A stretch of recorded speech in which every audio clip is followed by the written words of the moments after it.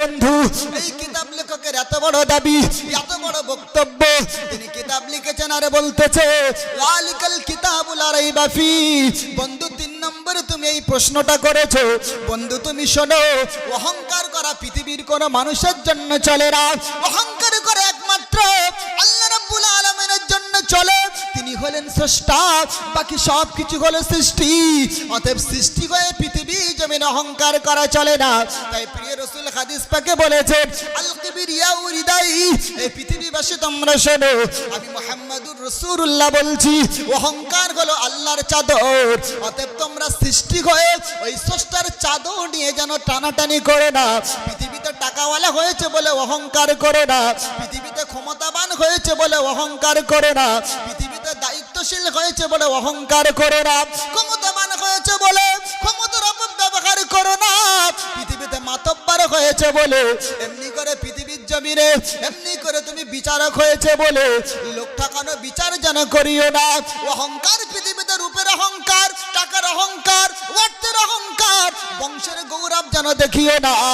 কারণ পৃথিবীর জমিনে তুমি হলে সৃষ্টি, তোমার কোনো অহংকারে চলে না।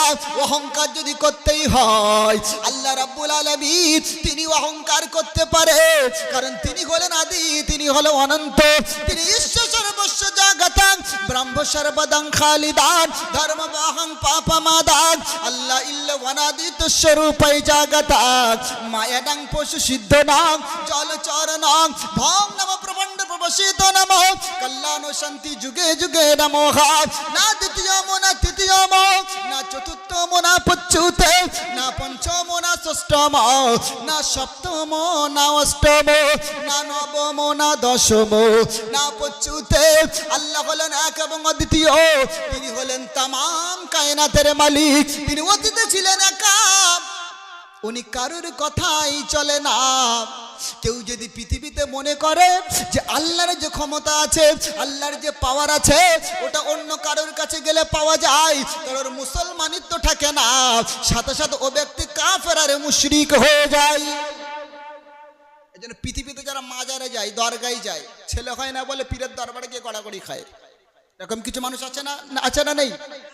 পাথর চাপড়ি বীরভূমের দাতা বাবা, সেখানে মেয়েরা গিয়ে 2 রাত 3 রাত শুলে নাকি মেয়েদের বাচ্চা হয়। বাজা মেয়ে যারা পেটে বাচ্চা আসে না, ওরা দাতা বাবার দরবারের একটা সুনাম আছে, যদি কোনো বাজা মেয়ে বাচ্চার উদ্দেশ্যে ওখানে 2-3 রাত থাকে তো তার বাচ্চা হয়। ওই বর্ধমানের একজন বক্তা মাওলানা শওকত আলী সাহেব, ওনাকে বলা হচ্ছে হুজুর ওই উমুক উমুক লোক বলছে যে দাতা বাবার দরবারে গিয়ে শুয়ে গড়াগড়ি খেলে 3 দিন থাকলে বাচ্চা হয় বাজা মেয়ের। তা বলছে 3 দিন লাগবে কেন রে, ও তো একদিনে হবে, প্রথম রাতেই বাচ্চা হবে, 3 দিনের দরকার নেই। বুঝতে পারছেন?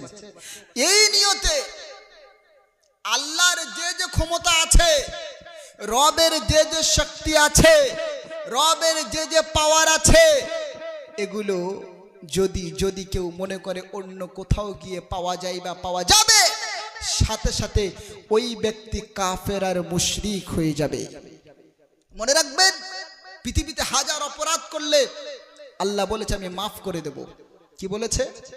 মাফ করে দেব। কিন্তু শিরক এমন একটা কঠিন গুনাহ, আল্লাহ কষ্ট পান, ব্যথিত হন। এই জন্য ব্যথা নিয়েই আল্লাহ বলেন যে পৃথিবীর জমিনে শোনো, শিরক যখন তোমরা করবে আমি আল্লাহ ওটার মাফি দেব না। লা তুশরিক বিল্লাহ ইন্না শিরকা লাযুলমুন আযীম। পৃথিবীতে যত গুনাহ আছে সবচেয়ে বড় গুনাহ হলো শিরকের গুনাহ। এই জন্য আল্লাহ বলতে আমি সব মাফ করি, শিরকের গুনাহ কোনোদিন আমি আল্লাহ মাফ করব না।